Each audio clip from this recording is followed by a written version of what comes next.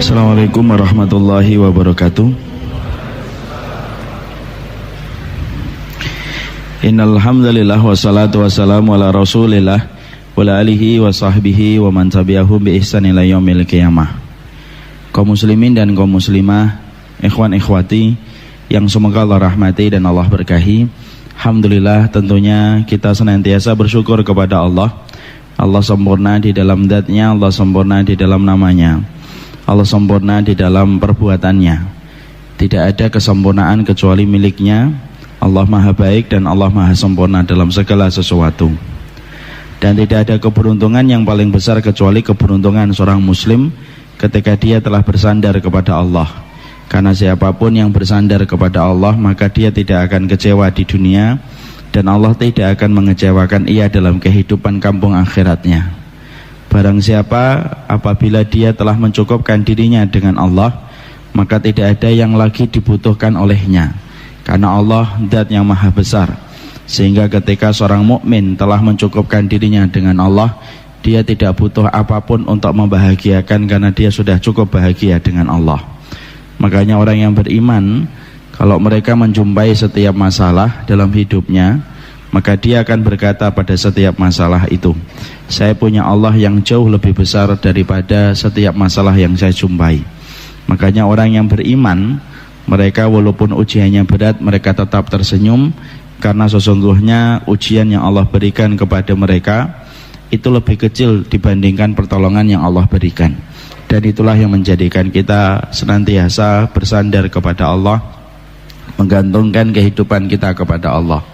Siapapun yang berani menyekutukan Allah, baik itu dengan harta ataupun dengan benda-benda yang dia keramatkan, lalu merasa bahwasanya harta, jabatan dan benda yang dia keramatkan mampu menandingi pertolongan Allah dan mampu menandingi kekuatan Allah, pastikan orang-orang itu akan celaka di dunia, sempit hidupnya, dan pastinya akan binasa dalam kehidupan di akhiratnya.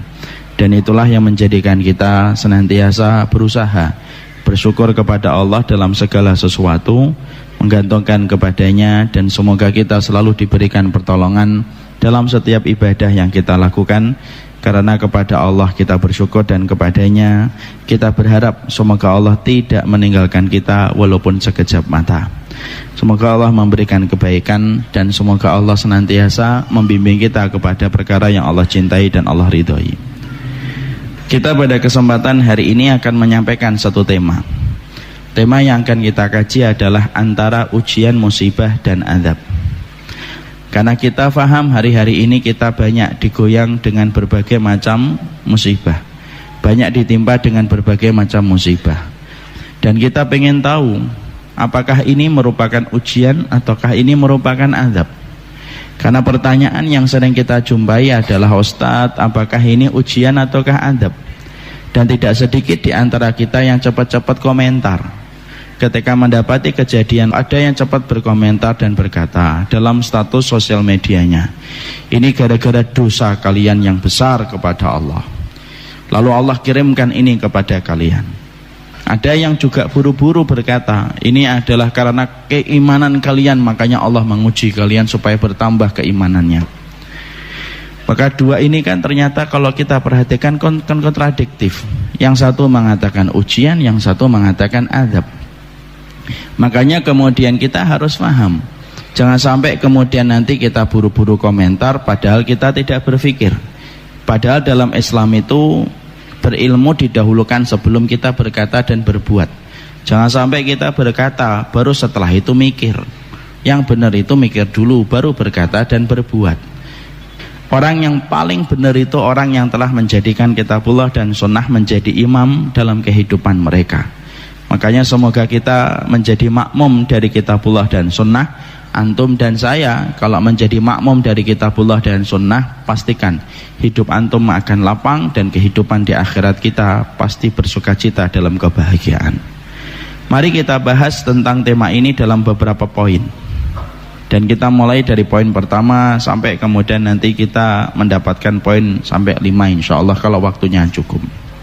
Poin yang pertama yang ingin kita bahas adalah bahwasanya setiap kejadian yang terjadi dalam kehidupan kita itu selalu tidak pernah lepas dari sebuah ayat dan sebuah pelajaran yang Allah kirimkan dalam kehidupan kita. Karena tidak mungkin Allah itu menetapkan satu peristiwa yang kecil ataupun yang besar kecuali di dalamnya ada pelajaran, dan semua terjadi atas ilmu Allah yang tiada batas. Jatuhnya daun ada hikmah dan tujuan, dan Allah mengetahui jatuhnya daun. Padahal kalau kita pikir berapa juta dan miliar daun yang jatuh dalam 1 menit di atas muka bumi, tapi itu pun tidak jatuh kecuali ada tujuan yang Allah berikan, dan sesungguhnya itu pun terjadi atas ilmu Allah yang tiada batas. Terjadinya pergantian siang dan malam itu pun merupakan bagian dari pelajaran yang besar yang Allah kirimkan kepada kita. Makanya Allah menyampaikan dalam surat Yunus yang ke-6, inna fi ikhtilafil laili wan nahar wa ma khalaqallahu fis samawati wal ard la ayatil liqaumi yattaqun. Makanya Allah berfirman, terjadinya pergantian siang dan malam, lalu kemudian terjadinya penciptaan langit dan bumi, maka di dalamnya itu ada ayat bagi orang yang bertakwa. Kenapa saya ingin menyampaikan tentang poin yang pertama ini? Supaya kita betul-betul mampu membaca setiap ayat dan setiap tanda yang Allah berikan dalam kehidupan kita. Karena banyak hari ini kita menjumpai setiap terjadi musibah-musibah yang semacam ini, kita dipaksa oleh media, diseret itu oleh media untuk mencukupkan diri kita membaca setiap peristiwa itu dengan data dan angka.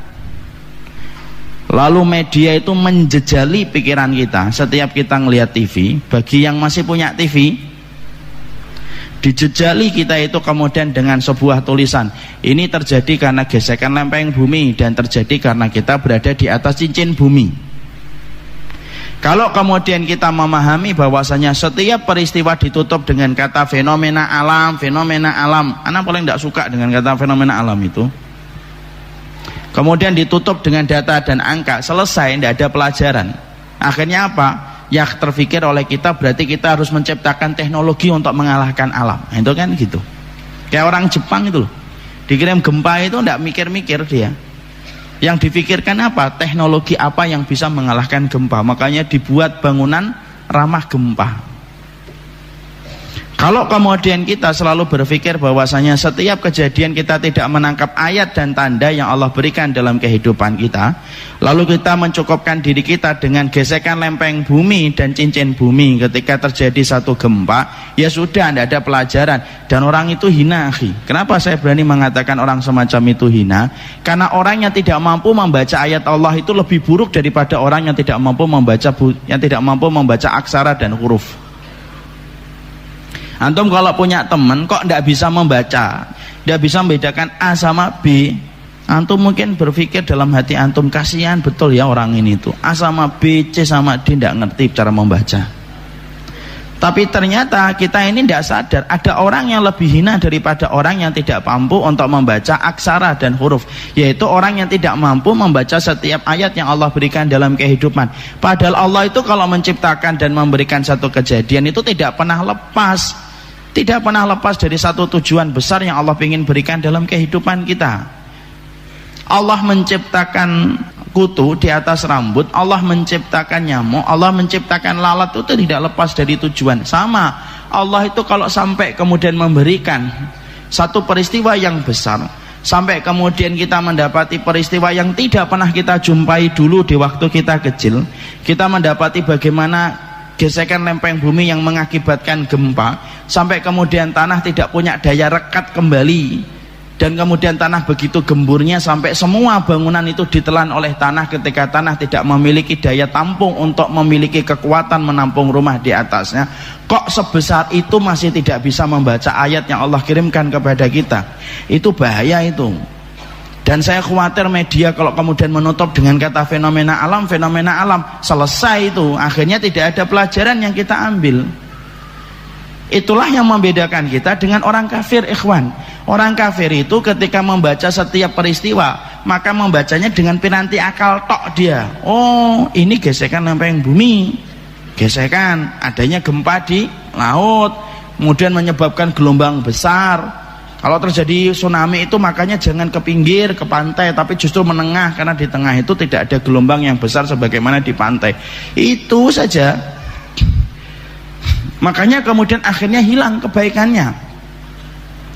Makanya kemudian akhirnya piranti orang kafir itu hanya membaca dengan data dan angka. Kenapa? Karena orang kafir tidak punya iman, piranti iman untuk membaca setiap ayat yang Allah berikan dalam kehidupan kita. Orang mukmin, antum dan saya, kalau kemudian kita mengakui diri kita adalah orang yang beriman, berarti kita punya dua piranti ketika membaca setiap perkara yang Allah berikan dalam kehidupan kita. Dua piranti itu adalah piranti akal dan piranti iman. Piranti akal untuk menambah keimanan kita, tetapi tidak memisahkan dalam proses keimanan kita. Dan ini penting. Makanya jangan sampai kemudian pemikiran kita itu sama dengan pemikiran orang yang tidak mengenal iman kepada Allah. Sama ini kayak pendidikan anak-anak kita di SD dan SMP kan sama kayak gitu. Coba bapak-bapak, ibu nanti buka itu pelajaran SD dan SMP. Anak kita ditanya, "Nang, gempa itu lindu penyebabnya apa? Kamu pelajari apa di kelas itu?" Maka anak kita nanti pasti ngomong lindu atau gempa itu itu penyebabnya karena gesekan lempeng bumi. Pasti gitu. Pernah nggak ada seorang anak SD gitu kalau ditanya sama bapaknya, gempa dan lindu itu penyebabnya apa, nak? Karena dosa-dosa manusia, Bi. Nah, susah. Kalau ada kayak gitu, Masya Allah, sini tak kasih hadiah anaknya itu. Antum kan produk sama dengan saya kan, produk SD dan produk SMP dulu kan gitu. Seakan-akan kalau sudah mendapati kata gempa itu ditutup dengan kata gesekan lempeng bumi, sudah selesai di situ. Dia tidak mencari lagi lebih jauh lagi. Apa yang lebih jauh dari itu? Yang lebih jauh dari itu adalah betul itu gesekan lempeng bumi, itu di atas cincin bumi. Tapi yang kita harus pahami adalah, lo yang menggerakkan siapa dan kenapa digerakkan hari ini? Kenapa Allah gerakkan terus menerus? Ada kekuatan besar di balik data dan angka yang tidak difahami oleh orang kafir dan orang yang berdosa. Tapi sesungguhnya kekuatan yang besar itu hanya bisa dibaca sama orang yang beriman kepada Allah dan Rasul. Lah inilah yang menjadikan kita, ayo kita kemudian memahami bagaimana tentang peristiwa ini kita sikapi sebagaimana sikap seorang mukmin. Orang mukmin itu dengan satu isyarat itu faham. Makanya ada sebuah kaidah, al-labib bil isyarati yafham. Orang pintar itu, Pak, semakin pintar baca satu isyarat itu faham. Jangan sampai dikasih banyak isyarat itu tidak faham-faham. Antum kalau kemudian ngobrol dengan istri atau suami harus paham isyaratnya. Aduh capek gitu, istrinya harus paham, suaminya minta dipijet. Coba kalau ada suami, aduh capek gitu, istrinya masih megang handphone.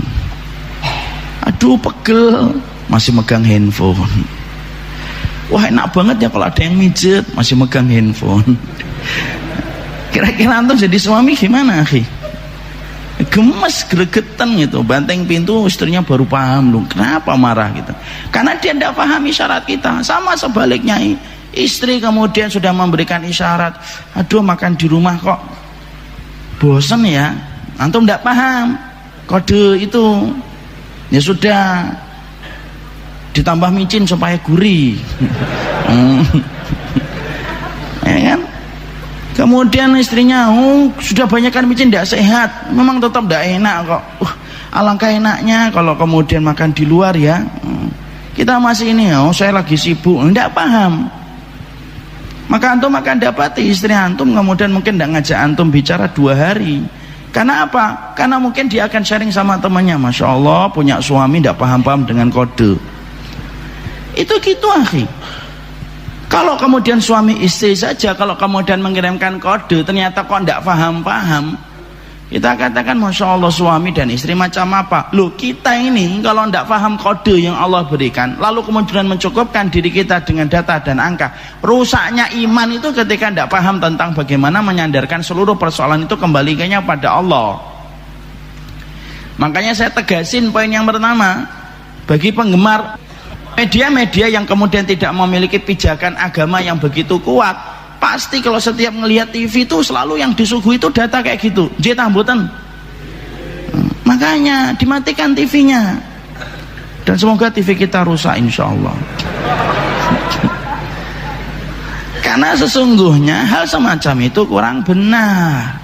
Dan itu yang bisa mempengaruhi cara berpikir kita. Kalau kemudian kita sudah mengimani bahwasanya gempa itu karena gesekan lempeng bumi, ya bar, udah selesai. Yang difikirkan teknologi, tempat yang lainnya, nanti kemudian tidak merasa bahwasanya di tempatnya itu nanti ada gempa. Kenapa? Alhamdulillah saya tinggal di Kalimantan, kan gitu. Ketika ditanya kenapa kamu tinggal di Kalimantan, mengucapkan alhamdulillah karena tempat saya tidak dilewati cincin bumi dan tidak ada lempengan buminya. Loh, merasa dia aman dari azabnya Allah. Padahal merasa aman dari azabnya Allah itu tidak ada yang bisa melakukan itu kecuali orang yang merugi. Oh, dimanapun Allah mampu kok kirimkan kok. Makanya lihat Jepang, orang yang banyak muji-muji Jepang itu loh. Jangan terlalu banyak muji Jepang.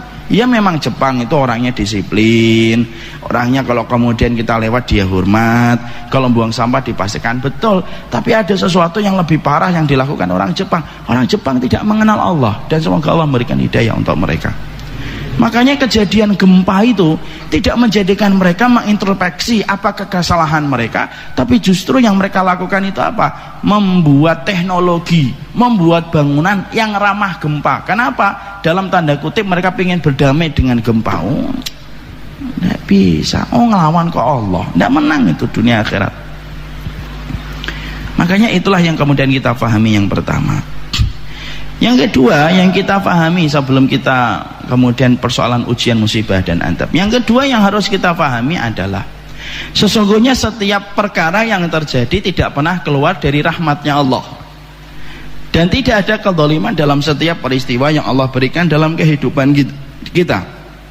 Artinya gini, nanti bisa jadi Pak, Ibu, beberapa hari kita akan melihat itu.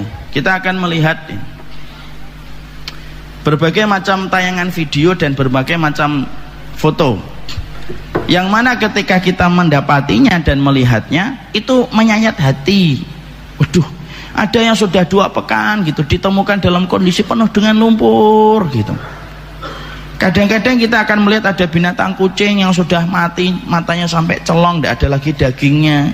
Itu peristiwa-peristiwa itu yang terekam dalam foto dan video, maka pastikan bahwasanya itu tidak pernah keluar dari sifat rahmatnya Allah dalam kehidupan seorang mukmin.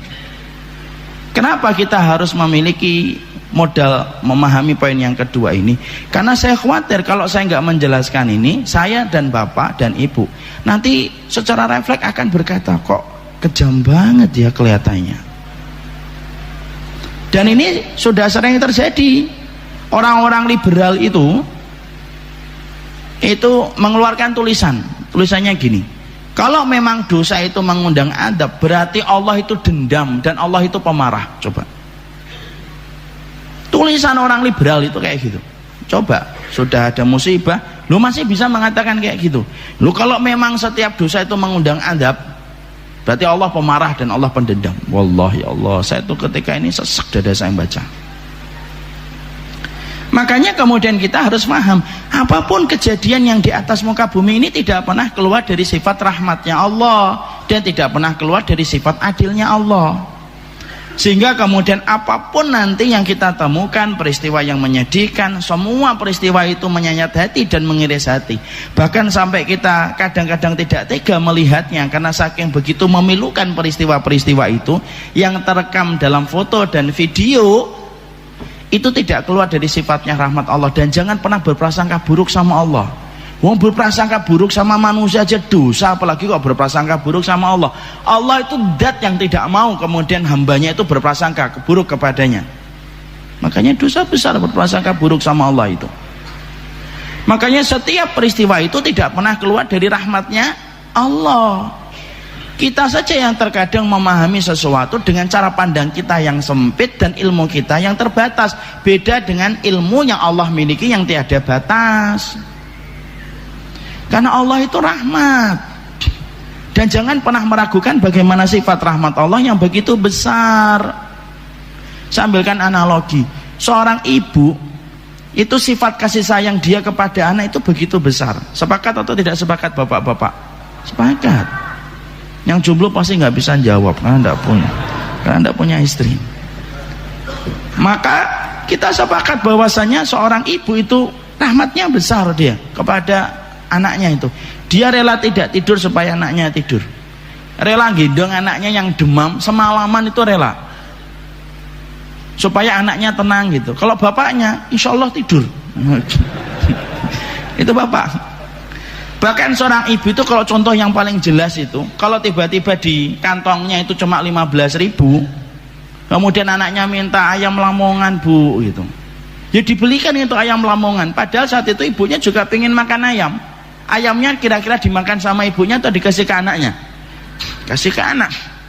Bapak-bapak nggak ada yang jawab. Anak ibunya rela makan apa? Sambal sama timun supaya anaknya makan ayam. Anaknya nanya, bu kok nggak makan ayam? Ndak, itu ibu lagi ndak pengen makan ayam. Walaupun setiap lihat anaknya makan ayam itu netes dia. Tapi dia rela makan timun supaya anaknya makan ayam. Itu ibu, rahmatnya gede sama anak. Kenapa contohnya ibu Ustaz? Ya kalau bapak-bapak ndak gitu. Ayamnya satu ngomong, separuh-separuh ya. Itu ayah. Kita sama Pak, insya Allah. Itu ayah, karena memang Allah memberikan rahmat kepada istrinya bapak, anak ibunya dari anak-anak, itu rahmatnya memang gede Pak. Makanya kemudian di situ kita menjumpai, kalau ibu saja rahmatnya begitu sempurna bagi anak, lu apalagi Allah gitu loh, yang menciptakan seluruh ibu di atas muka bumi ini semenjak Hawa sampai kemudian nanti wanita yang terakhir ketika melihat kiamat. Mungkin nggak ada makhluknya yang rahmat kemudian dat yang menciptakan makhluk itu ndak rahmat. Ya ndak mungkin. Kalau kita menuduh Allah itu dolim ini, lu terus yang ndak dolim siapa? Pak Demu, Bude. Loh, kalau Allah sudah kita katakan itu ini kok kelihatannya kok sangat kasihan banget gitu lah. Kok Allah tega ya, kok gitu ya. Loh, kalau kita mengatakan gitu, berarti kemudian terus siapa yang kemudian rahmat dalam kehidupan kita kalau bukan Allah? Makanya Allah mengatakan innallaha laisa bidzalami lil abid. Allah itu tidak pernah zalim kok sama manusia kok. Oh, kok kita tiba-tiba ngomong Allah zalim itu? Terus datang dari perkara mana kita bisa mengatakan Allah zalim? Makanya nanti setiap peristiwa, setiap video yang terekam, setiap foto yang kita dapatkan, maka itu tidak pernah keluar dari sifat rahmatnya Allah, walaupun itu mengiris hati. Kenapa? Cara pandang kita terhadap masalah itu terbatas, beda dengan cara pandangnya Allah. Kita ambilkan analogi yang gampang Pak. Kalau ada orang tiba-tiba kakinya terluka, infeksi. Lah infeksi itu karena dia tidak langsung berobat, akhirnya menumpuk-numpuk dan akhirnya infeksi itu membusuk Pak. Akhirnya apa? Infeksi itu merambat kemana-mana. Dokter berkata kepada pasien, Pak, ini setelah kita cek Pak, ini harus diamputasi Pak, karena infeksinya sudah parah. Coba lihat bagaimana memandang amputasi antara dua manusia, antara pasien dengan dokter. Pasien kalau melihat amputasi menyedihkan atau tidak? Menyedihkan. Yang asalnya punya dua kaki harus dipotong satu kaki kok. Yang asalnya bisa main bola, akhirnya dia bisa main bola. Yang biasanya kemudian bisa kemana-mana dengan dua kaki harus dipotong. Kira-kira pasien akan ngomong gimana? Dok, jangan dipotong kakinya dok, saya ini pemain bola. Ya kalau saya dipotong kakinya siapa yang ngegulin? Karena tim saya itu yang ngegulin cuma saya doang. Contoh, dia akan berusaha mengatakan kepada dokternya, jangan dipotong dok. Itu menurut versi pasien. Menurut versi dokter, lo amputasi itu jalan yang terbaik. Kenapa? Lo kalau bapak tidak diamputasi, itu infeksi merambat ke atas. Kalau sudah merambat ke atas, infeksi sampai ke lambung, sampai ke jantung, itu lebih parah dan bisa mengakibatkan kematian. Coba lihat, cara pandang dokter dengan pasien beda atau tidak beda? Beda. Pasien itu melihat amputasi itu sesuatu yang menyedihkan dan buruk, dokter itu justru memandang amputasi itu sesuatu yang baik. Loh, antara dokter dengan pasien aja cara pandangnya beda. Kita dengan Allah itu kadang-kadang kita mikir, ya Allah, sampai saya pernah nemukan tuh kucing Pak di Palu itu sampai hitam, dagingnya sudah tidak ada, matanya colong, artinya kedua belah matanya sudah tidak ada. Itu pun menurut kita menyedihkan, tapi bagi Allah itu di situ ada kebaikan, tidak perlu ragu itu. Makanya jangan sampai kemudian kita terkena pemahaman sebagaimana sekuler gitu loh. Karena Allah itu tidak pendendam dan Allah itu tidak pemarah. Allah itu adil.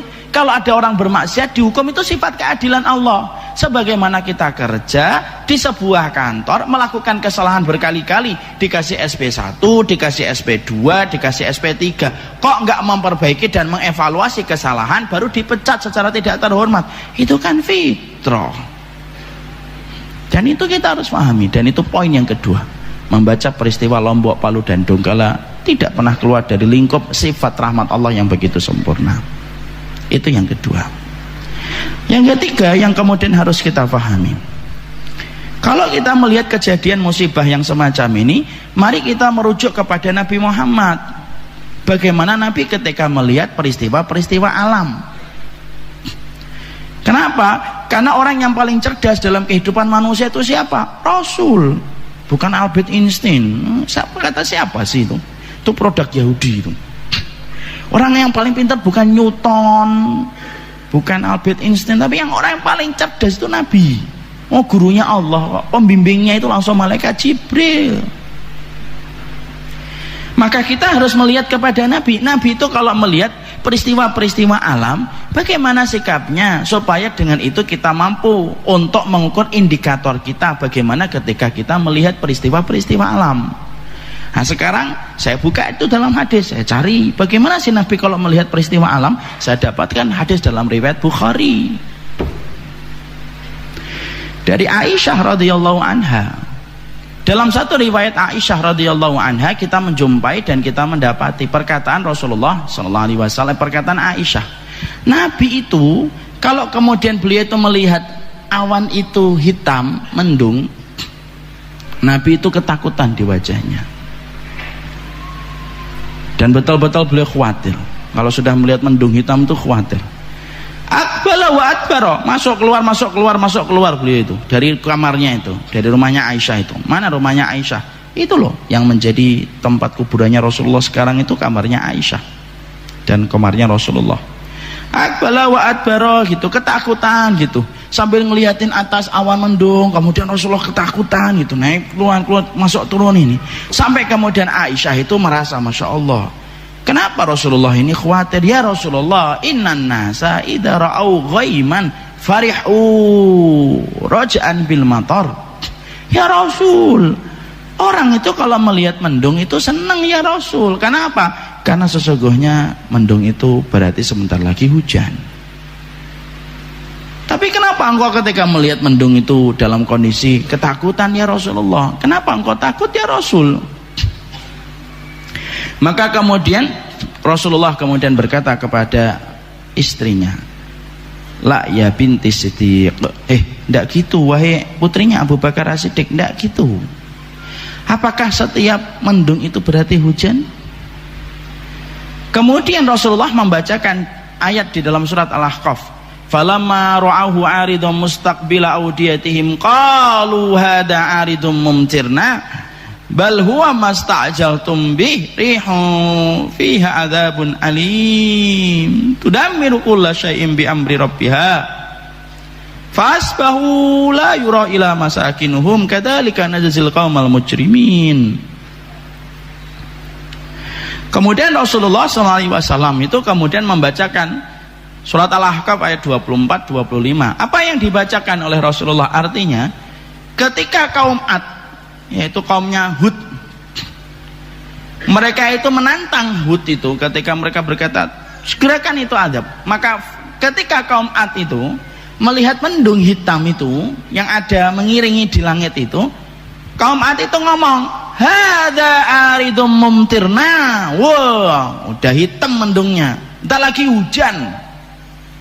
Kalau kita membuka dalam tafsirnya, orang-orang Ad membuka baju sebagian itu, mereka akan menyambut hujan. Hadza aridum mumtirna. Allah berfirman, bal huwa mastajaltum bih rihun fi adzabun alim. Padahal itu bukan mendung hujan, itu azab yang Allah akan kirim, yang aku kirimkan kepada kalian, yang kalian meminta untuk disegerakan azab itu ketika kalian menantang Hud, sebuah angin yang memporak-porandakan seluruh bangsa. Kemudian Hud itu seluruh bangsa saat itu, lalu kemudian merusak semua kehidupan mereka dan mati, dan Allah tidak sisakan illa masakinuhum, yang Allah sisakan itu sisa-sisa bangunan atapnya. Itulah cara Allah ketika kemudian menimpakan hukuman kepada orang yang berani berdosa menantang Allah. Maka ketika mendengar ini, maka Aisyah itu langsung diem.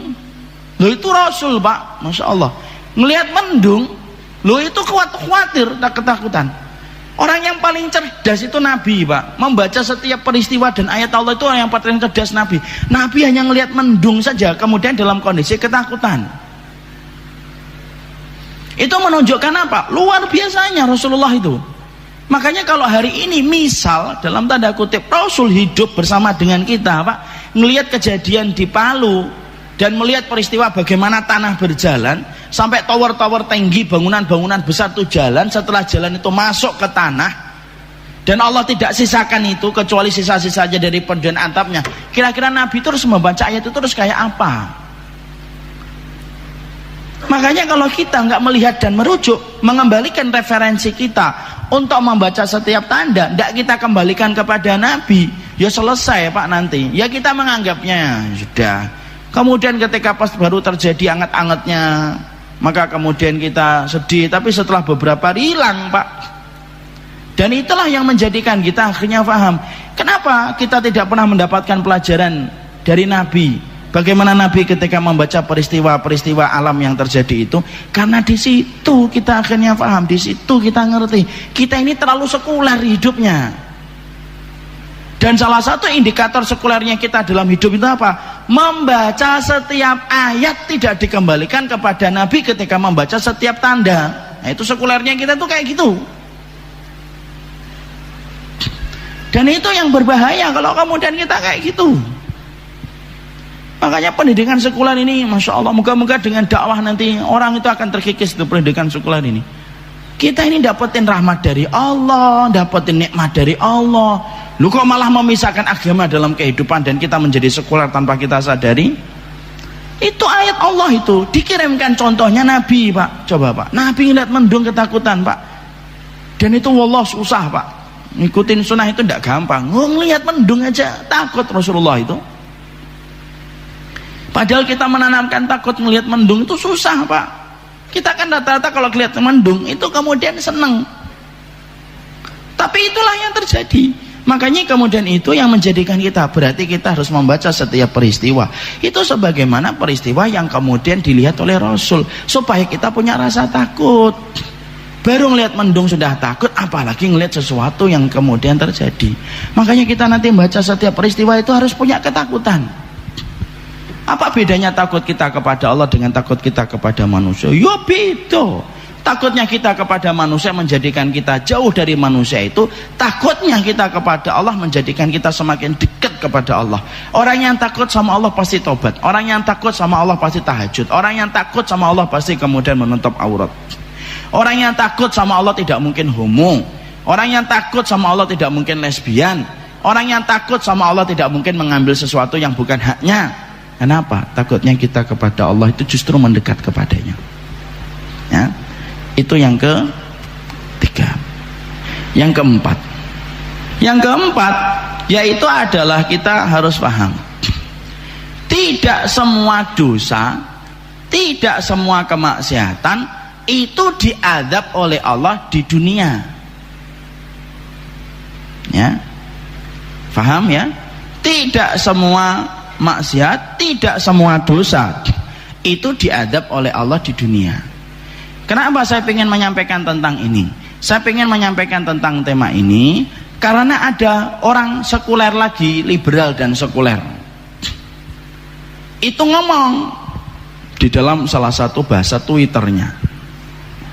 Maka di salah satu tulisan Twitternya itu dia berkata, kalau memang homo dan lesbian itu mengundang adab, kata dia, kenapa negara-negara di Eropa yang melegalkan homo dan lesbian itu kemudian mereka itu baik-baik saja, infrastrukturnya tambah pesat, tingkat kemakmuran penduduknya per kapita penduduknya semakin besar? Itu kenapa? Makanya dia berkata, oh, penyebab adab itu memang fenomena alam, bukan karena dosa. Kalau memang karena dosa, negara-negara Eropa kayak Belanda yang melegalkan homo dan lesbian itu kemudian memang sudah hancur. Nyatanya mereka baik-baik saja, infrastrukturnya tambah bagus. Karena begitulah cara orang kafir ketika memandang hidup. Kenapa? Dunia itu tempatnya mereka. Kalau orang beriman itu tidak memandang itu. Orang beriman itu memandang sesuatu yang lebih jauh daripada itu. Apa? Keselamatan kita di akhirat, karena tempat tinggal kita nanti di akhirat. Maka cara untuk membaca tentang ayat itu, kenapa negara-negara Eropa tidak dirundung dengan azab, tidak ada sebagaimana di Palu dan yang lainnya. Jadi kalau ada yang mengatakan di Palu itu ada kemaksiatan, dia menolak. Enggak, itu memang fenomena alam. Oh, kalau maksiat, Amerika itu lebih berhak untuk diadab oleh Allah. Judi boleh, booking perempuan legal, minum kemudian khamar boleh, gitu. Cara membacanya gampang. Buka surat Al-An'am 44. Ayo dibuka surat Al-An'am 44. Dilihat ayatnya. Allah menyampaikan pada surat Al-An'am 44, falamma nasu ma dzukiru bihim fatahna alaihim abwaaba kulli syai'in hatta idza farihu bima utu akhadnahum baghtatan fa idahum mublisun. Nah, ini Allah berfirman gini, kalau kami dapati manusia itu sudah lupa peringatan yang kami berikan, itu sudah lupa peringatan yang kami berikan. Artinya orang itu bermaksiat terus, lupa terhadap kewajibannya kepada Allah untuk meninggalkan larangan, lupa, namanya nasu. Apa yang Allah kemudian timpakan untuk mereka? Adab. Allah tidak ngomong adab di ayat ini. Allah menyampaikan, kalau kami dapati manusia itu sudah lupa terhadap peringatan yang kami berikan, fatahna, kami buka. Apa yang dibuka? Abwaaba kulli syai'in, semua kesenangan duniawi sebelum mereka dulu mendapatkan, setelah bermaksiat justru malah dapat semua fasilitas dunia. Senang-senang mereka. Sampai ketika mereka mendapatkan kenikmatan duniawi yang dibuka jor-joran itu sama Allah, mereka tambah lupa dan amnesia terhadap dosa dan kemaksiatan yang mereka lakukan. Orang itu kalau biasanya dapat harta banyak itu kan cenderung amnesia, Pak. Senang-senang hatta idza farihu, sampai ketika mereka tenggelam dalam semua kesenangan itu, akhadnahum baghtatan, diambil nyawa mereka tiba-tiba, fa idahum mublisun, kemudian mereka terhenyak balik kepada Allah. Itu loh jawabannya di situ tuh. Kenapa kemudian tidak semua dosa itu langsung diadab di dunia? Kenapa? Ada adab, Pak, yang ditakhir oleh Allah, tidak dikasih di dunia tapi dikasihnya di akhirat, tapi itu 2 kali lipat. Adab di akhirat kok dilawan. Adab di dunia aja seperti itu kok. Padahal adab di dunia itu tidak pernah menyamai adab akhirat, Pak. Makanya kalau ada satu bangsa, satu komunitas, satu kampung melakukan maksiat, kok justru tidak mendapatkan peringatan dan musibah, tapi justru semakin bagus itu infrastrukturnya, tingkat per kapita penduduknya semakin tinggi, itu malah berbahaya, Pak. Kenapa? Dia akan semakin lupa dan semakin lupa terhadap dosa dan kemaksiatan yang telah dia lakukan. Coba, Pak, itu jawaban, Pak, dari pertanyaan kita. Kenapa ya Ustadz ada tukang bakso yang datang ke dukun, pulang dari dukun rame baksonya, padahal ada teman saya tidak pernah datang ke dukun jualan bakso, tidak laku-laku.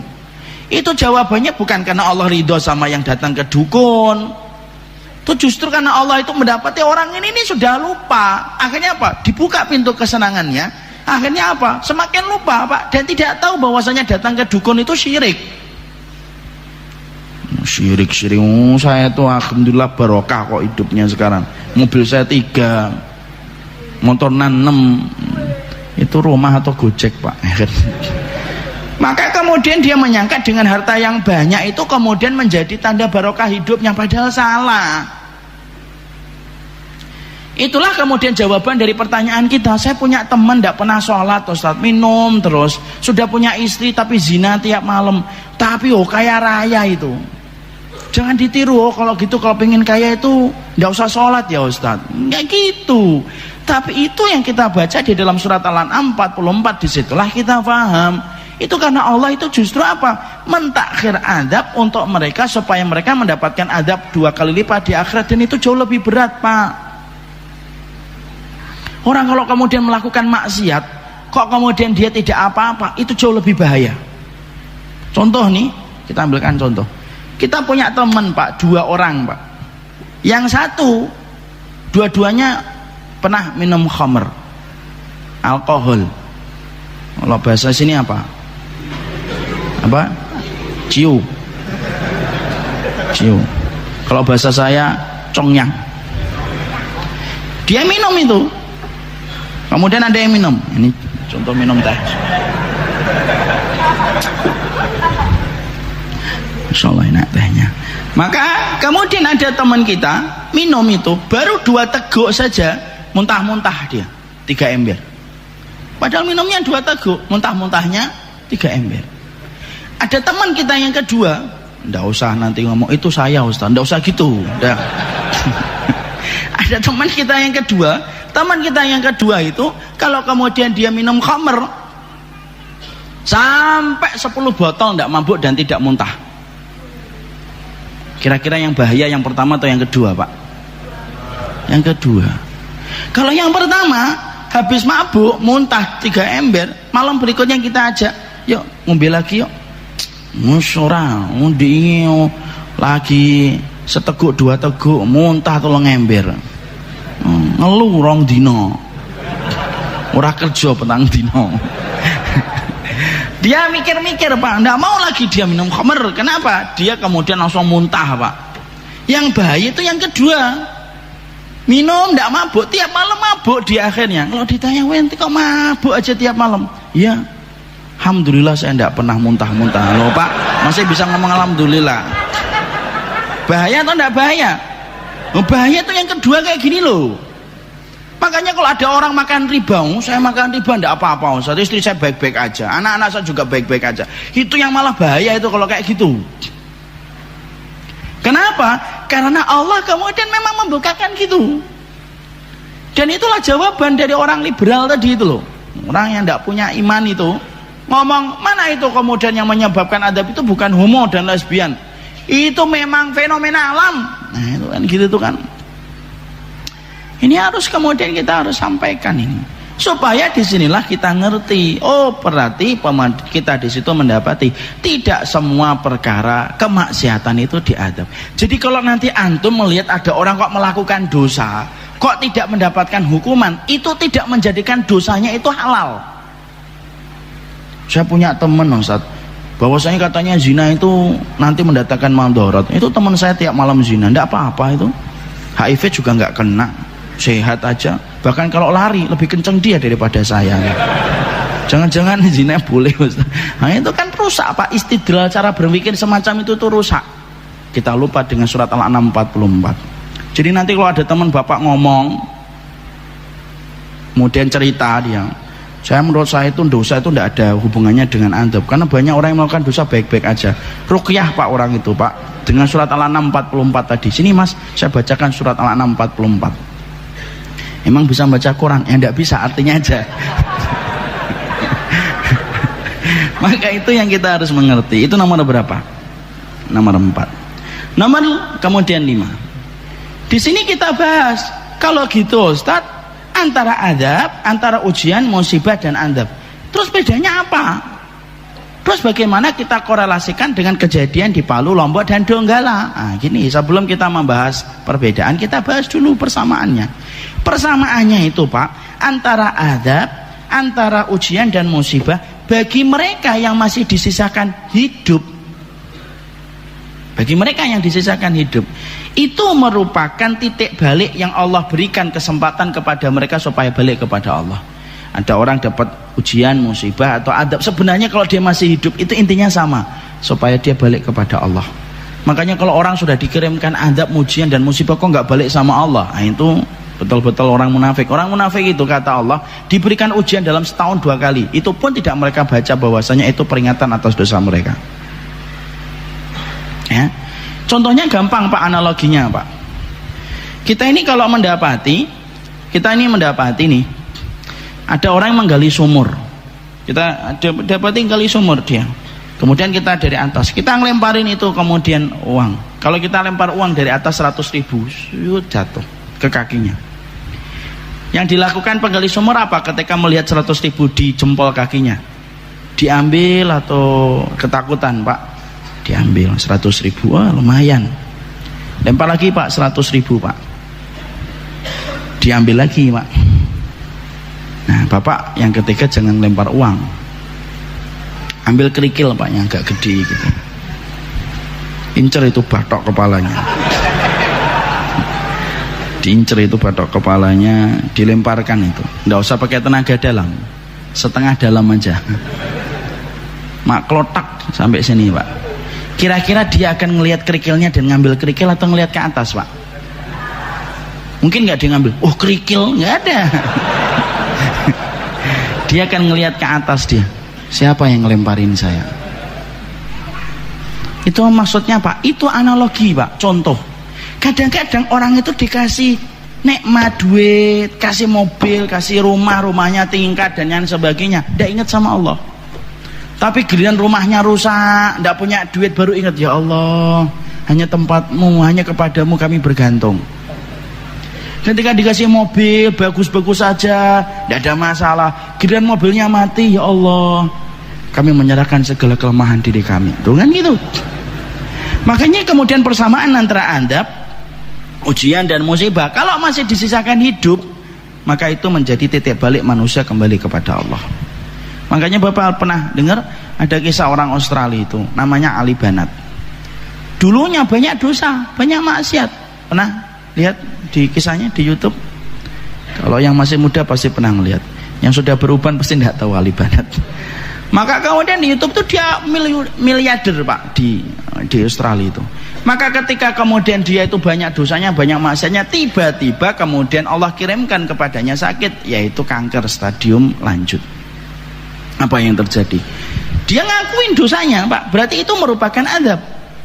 Ngakuin dosanya dan berbagai macam kemaksiatan yang dia lakukan. Tapi dari itu akhirnya dia mengganti kompas hidupnya, diganti itu kemudian menuju kepada arah surga. Dia bertobat total Pak. Semua hartanya yang dipakai untuk kemudian foya-foya dipakai untuk membantu para fuqara yang ada di Afrika, membangun rumah, membangun masjid, membangun kemudian sekolahan Pak. Sampai akhirnya beliau meninggal dunia. Itu adab, tapi kemudian menyebabkan dia balik. Berapa banyak Pak orang yang terkena HIV setelah dia berzina, setelah itu tobat betul, dia pakai jilbab, zikir tiap waktu, menangis tiap malam Pak. Kenapa? Adab, ujian dan musibah itu intinya memiliki kesamaan, yaitu mengarahkan manusia untuk kembali kepada Allah. Itu persamaannya. Sekarang kita bahas perbedaannya apa Ustaz? Nah, kita bahas dulu. Kita bagi dua Pak, ujian dan musibah dan adab. Perbedaannya, ujian dan musibah itu sama setali tiga uang, tetapi memiliki sedikit perbedaan. Perbedaannya itu apa? Kalau ujian itu pada sesuatu yang sifatnya bisa menyenangkan, tapi ujian. Makanya kata ujian itu di dalam bahasa hadis disebut dengan bala. Bala itu kalau kita membuka di dalam Mu'jam kamus itu ada tiga makna. Nikmat itu ujian, kemudian cobaan, ibtila, kemudian yang ketiga makruh, sesuatu yang dibenci oleh jiwa kita. Itu ujian Pak. Makanya ujian itu tidak selalu menyedihkan kalau konteksnya ujian. Tapi sesungguhnya ujian itu bisa jadi dalam konteks yang menyenangkan. Contoh, kita punya anak cakep banget Pak, ujian atau tidak ujian Pak? Ujian. Kita punya harta yang banyak gitu, ujian atau tidak? Ujian. Kita punya rumah gede, kita mengatakan ini ujian. Tidak kan kita mengatakan ini musibah? Tidak, ini ujian. Kita punya istri cakep banget, itu ujian atau musibah? Ujian. Ini kan ujian itu. Jangan ngomong kamu itu musibah bagi saya. Oh bapak nggak dimasakin tuh 4 hari. Karena kemudian namanya ujian itu sesuatu yang bisa jadi menyenangkan. Itu ujian Pak. Beda dengan musibah. Musibah itu disebutkan di dalam Al-Quran itu 10 kali. Dan tidak ada di antara 10 kali ketika Allah mengulang kata musibah, kecuali maknanya dari kata musibah itu maknanya satu Pak. Maknanya apa? Maknanya dari kata musibah itu maknanya adalah sesungguhnya musibah itu sesuatu yang dibenci oleh jiwa. Sesuatu yang dibenci oleh jiwa. Kehilangan, sakit, menderita, itu namanya musibah Pak. Dan sesungguhnya ujian dan musibah itu identitas yang ditimpakan kepada orang yang beriman. Itu identitas yang diberikan kepada orang yang beriman. Makanya orang yang beriman itu ujiannya banyak. Inna asyaddan nasi balaan al-anbiya'u fal-anbiya'u tsummal amthalu fal-amthal. Orang yang paling keras ujian dalam hidupnya itu para nabi dan para nabi, dan orang-orang yang mengikuti para nabi. Kenapa? Ujian dan musibah itu identik dengan orang yang taat sama Allah, Pak. Emang orang kalau beriman itu ujiannya besar, Ustaz? Iya, semakin tinggi imannya semakin berat ujiannya. Tapi ingat, pertolongan Allah lebih besar daripada ujian yang Allah berikan. Makanya orang beriman walaupun ujiannya banyak, kenapa kok masih bisa tersenyum? Karena pertolongan Allah lebih besar daripada ujian yang dia dapatkan. Nah, itu cara memahaminya, jangan sampai salah. Sampai nanti ada yang nanya, emang orang beriman tuh ujiannya berat, Ustaz? Iya. Ya sudahlah, saya tidak usah beriman banget lah. Tidak beriman banget ya rugi. Makanya orang kalau tidak beriman, Pak, ujiannya ringan, Pak, tapi tidak ada pertolongan. Makanya walaupun ringan, sesek dadanya, makanya mati bunuh diri. Hanya gara-gara putus cinta mati bunuh diri. Ya kan, ngelamar ahwat ditolak, buat curhat 2 tahun statusnya tentang itu terus, karena tidak punya pertolongan dia. Makanya Bapak lihat itu, apa negara yang paling tinggi itu mati bunuh diri? Bukan di Palestina, bukan di Suriah. Padahal 2 negara itu paling layak untuk dijadikan alasan penduduknya untuk mati bunuh diri. Kenapa? Tingkat hidup sulit di sana, makan susah, kemudian diancam dengan serangan tiap waktu. Tapi malah mereka itu kemudian tidak ada yang mati bunuh diri, Pak. Mana yang paling banyak mati bunuh diri? Jepang sama Korea. Padahal Masya Allah ya, Jepang sama Korea itu sudah maju, Pak. Infrastrukturnya bagus. Loh, sampai kemudian 2/3 negara Korea itu sudah pakai wifi gratis kalau tidak salah saya baca. Bapak bisa bayangin, 2/3 penduduknya, wilayahnya itu sudah pakai wifi gratis. Kalau Bapak pakai wifi itu kan harus ke kafe dulu, mesen es teh, kemudian minta password. itu kemudian di Korea itu sampai setinggi itu, tapi mati bunuh dirinya tinggi, Pak. Kenapa? Karena mereka nggak beriman. Makanya kemudian dikit-dikit operasi plastik gitu lah. Makanya kok masih menjadikan Korea jadi kiblat dan trendsetter tuh yang dilihat itu apanya gitu loh. Mereka hidungnya bengkok dikit, operasi plastik, matanya kurang belok, operasi plastik, kulitnya hitam dikit, nangis, kemudian beli cat gitu ya, putih gitu. Kalau orang tidak beriman tuh kan gitu, Pak. Makanya iklan kita itu, Masya Allah, iklan kita itu diisi apa? Sampo sama pemutih, Pak. Itu sebenarnya iklan itu nyudutin kita, nuduh masyarakat Indonesia itu apa? Ketombean dan hitam-hitam. Kan gitu, Pak, iklan. Coba Bapak kalau lihat iklan di TV, bagi yang punya TV lo ya, sekali lihat iklan sampo, sekali lihat pemutih. Pengen terlihat wajah 20 walaupun umur 60, nih pakai pemutih nih. Itu kayak gitu, Pak. Makanya orang yang beriman itu ujiannya berat, tapi pertolongan Allah lebih besar. Makanya orang beriman itu mendapatkan ujian dan musibah. Ya, kenapa orang beriman itu ujiannya berat, Ustaz? Loh, Allah itu menjadikan orang yang beriman itu ujiannya berat supaya orang beriman itu tidak terkena penyakit wahan. Apa itu wahan? Hubbud dunia wa karahiyatul maut, cinta dunia dan takut mati. Itu yang pengen Allah berikan. Kalau kemudian kita, Pak, orang beriman, ini ibaratnya orang beriman, maaf, ini orang beriman, ini gelas misalkan, itu dikocok-kocok terus oleh Allah. Itu kenapa? Supaya dia tidak jatuh cinta sama dunia, Pak. Karena jatuh cinta sama dunia itu apa? Rok sukuli khotiatin, lu pangkal dari semua keburukan. Itu kalau kita sudah jatuh cinta sama dunia, Pak. Laki-laki saja kalau sudah jatuh cinta itu susah dikasih nasihat, apalagi jatuh cinta sama dunia. Coba antum lihat kalau nasihatin adik antum kalau lagi jatuh cinta itu, mau ngomong berbusa-busa juga nggak masuk itu kemudian telinganya.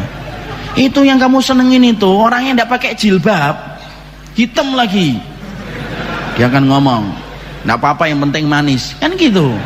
Nanti manisnya hilang tinggal hitamnya, nggak apa-apa yang penting orangnya pinter, kan gitu. Kenapa? Ngasih nasihat orang itu ketika jatuh cinta itu susah, Pak. Lu jatuh cinta sama perempuan aja susah ngasih nasihat, apalagi orang yang jatuh cinta sama dunia. Makanya orang beriman dikasih ujian terus oleh Allah. Kenapa Ustadz? Loh, supaya saya dan antum Pak dikasih ujian sama Allah itu supaya kita tidak cinta sama dunia, karena dunia tempat kita meninggal dan bukan tempat untuk tinggal. Lah kalau kita jarang diuji, seneng kebangetan sama dunia, akhirnya apa? Takut mati. Allah itu nguji kita kalau kita beriman itu supaya kita tidak jatuh cinta sama dunia. Itu ujian dan musibah identitasnya orang beriman. Kalau adab itu terus siapa Ustaz? Adab itu identitas yang diberikan kepada orang kafir karena kemaksiatan mereka dan kemungkaran mereka, dikasih adab sama Allah. Adab itu dua, adab istisal, adab yang Allah matikan semuanya tidak disisakan, dan adab itu sudah tidak ada setelah adanya Nabi. Adab yang ada itu apa? Diberikan sisanya Pak. Ada kasih adab, masih ada yang hidup untuk menjadi peringatan. Itu kemudian itu yang kita pahami. Makanya di situ maaf ya, kalau kita korelasikan kejadian di Palu, Lombok, maka bisa jadi ada dua orang yang diketemukan oleh relawan. Yang satu bisa jadi ini adalah orang soleh, yang satu adalah orang yang berdosa besar. Misal nih, yang satunya ada nggak? Saya tanya, Pak, kejadian Palu ada nggak orang soleh yang ikut meninggal Pak? Ada yang nyari sedang gempa, ngomong ayo ukhti kita keluar ini gempa, dia nyari jilbab sama cadarnya Pak. Ketika masih nyari jilbab dan cadarnya, dia meninggal dunia ketika tertimpa bangunan. Saya baca itu seorang santriwati hafal 30 juz Pak. Kalau Bapak kan 3 surat yang terakhir, beliau 30 juz. Ini 30 juz. Solih atau tidak solih? Solih. Kita mendapati pula ada orang yang kemudian azan gitu, terjadi gempa, kemudian teman-temannya azan gempa gitu, saya selesaikan azan, loh belum selesai azannya sudah tertimpa bangunan. Kalau ada orang solih Pak, kemudian dia meninggal, maka itu ujian baginya. Maka boleh kalau kita bayangkan Pak, semenjak gelombang itu datang, kan itu hitam Pak. Kalau kita lihat gelombang air laut kalau sudah menuju ke daratan itu jadinya hitam Pak, campur tanah, campur lumpur Pak. Kemudian gelombang itu datang nyeret dia tanpa dia bisa menahan gelombang itu saking besarnya. Kemudian dia naik turun dipermainkan oleh gelombang itu sampai tidak bisa napas Pak. Sampai hitamnya air itu masuk ke matanya, masuk ke telinganya kan gitu Pak. Kalau kita bayangkan tuh kan gitu. Kalau Bapak lihat videonya kan gitu. Kita bayangkan tuh gimana ketika diterjang sama air itu. Dia sampai tidak bisa nafas Pak. Sekalinya nafas dia harus meneguk air. Air itu kemudian langsung masuk ke paru-parunya Pak. Jadi hitam itu. Makanya rata-rata orang kalau kena korban tsunami itu hitam semuanya Pak. Matanya hitam, telinganya hitam, kemudian sampai kuku-kukunya jadi hitam Pak.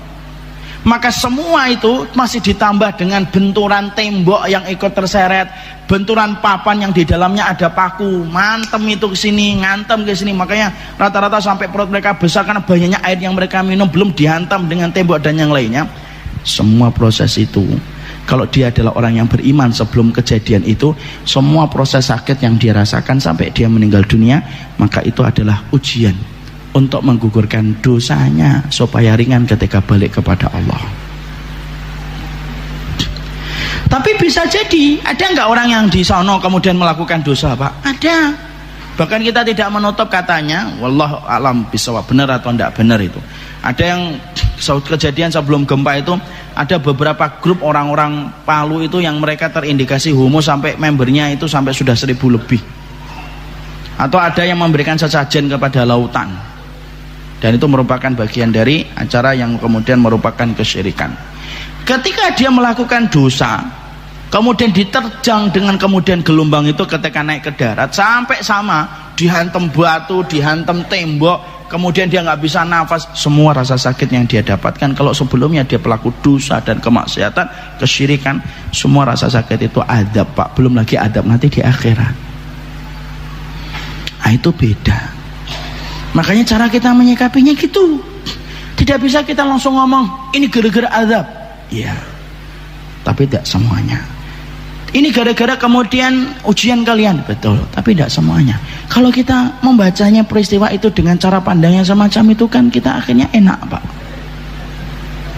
Makanya inilah yang menjadikan kita akhirnya paham. Ustadz, kenapa ya ada orang solih kok kemudian terkena? Yuh, kan Allah sudah berfirman di dalam surat Al-Anfal 25. Wattaqu fitnatal la tusibanna alladziina dzalamu minkum khassah. Takutlah kamu terhadap satu fitnah yang tidak hanya menimpa kepada orang dolim saja, tapi fitnah itu juga menimpa kepada orang solih, tapi orang solihnya diem.